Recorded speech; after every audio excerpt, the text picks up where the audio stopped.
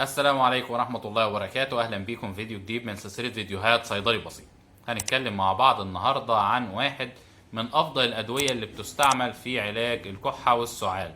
هنتكلم على سيليجون. سيليجون بيحتوي على مادة اسمها بيبازيتات، دي من أفضل المواد المهدئة للسعال لأنه بيشتغل بشكل مركزي، وأهم ما يميزه إن هو ما بيأثرش على الجسم، ما بيسببش تعود ولا إدمان. يعني ممكن نستخدمه ونوقفه بدون أي آثار جانبية. بعض أدوية السعال زي ما انتم عارفين بتسبب تعود، ما بتقدرش توقفها بسهولة، لكن السيليجون ممكن نستخدمه ونوقفه، لا يسبب التعود ولا الإدمان. كمان من أهم مميزاته إن هو آمن على كل المراحل العمرية، من أول يوم ولادة لحد الكبار مفيش فيه أي مشكلة.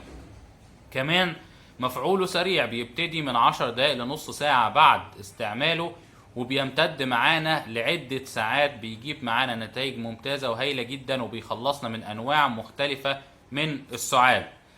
كمان يعتبر من أهم المميزات بتاعته إن هو بينزل بعدة أشكال دوائية. بينزل منه نقط بالنسبة للأطفال، بينزل منه لبوس للأطفال، بينزل منه إقراص للكبار. يعني تستخدم النوع اللي يناسبك بالنسبة لكل مرحلة عمرية، في نوع يناسبها، عشان كده ده بيدينا سهولة في استخدام الدواء. بالنسبة للجرعات بتاعته بنديه مرة لثلاث مرات في اليوم حسب العمر. بندي الجرعة، يعني الأطفال اللي أقل من سن سنتين بنديهم 4 نقط من مرة لثلاث مرات حسب الحالة.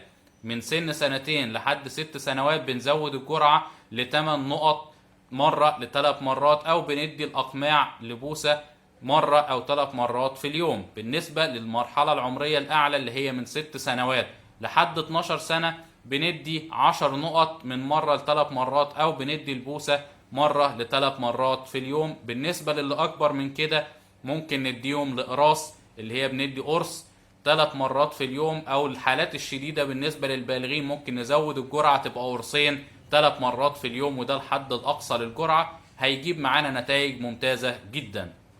كمان يعتبر ملوش او اعراضه الجانبيه تكاد لا تذكر، يعني شويه دوخه بسيطه. عشان كده بننصح الناس اللي بتسوق عربيات او بتشتغل على مكن او بتستعمل ادوات حاده ان هم يتجنبوا الموضوع ده اثناء تناول اقراص او ادويه السيليكون. ما عدا ذلك مفيش فيه مشكله.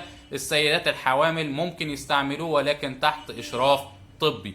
مفيش فيه اي مشكله، مفيش فيه اي تعارض، وامن على كل الناس. جربوه وهيجيب معاكم نتائج ممتازه جدا، وهيساعدكم على التخلص من الكحه.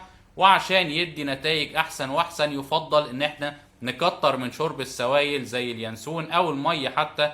الناس اللي بتشرب لما تعطش ده غلط، انت بتعطش جسمك. لازم كل يوم 8 كوبايات ميه، يعني تقريبا 2 لتر ميه يوميا. ممكن نستعمل معاه عسل النحل على الريق عشان يساعدنا على تلطيف الحلق وتهدئة السعال وزيادة المناعة. كل دي حاجات طبيعية بالإضافة للسيليكون هتساعدنا على التخلص من السعال. أرجو أكون وصلت المعلومة ببساطة. بنتظر دايما دعمكم بعمل لايك واشتراك في القناة عشان يوصل لكم كل الجديد. عندك أي سؤال أي استفسار سيبه في تعليق أسفل الفيديو، هقوم بالرد عليه في أقرب وقت ممكن. إلى أن نلتقي إن شاء الله في فيديوهات جديدة مع أدوية جديدة. كان معكم دكتور حاتم فتحي.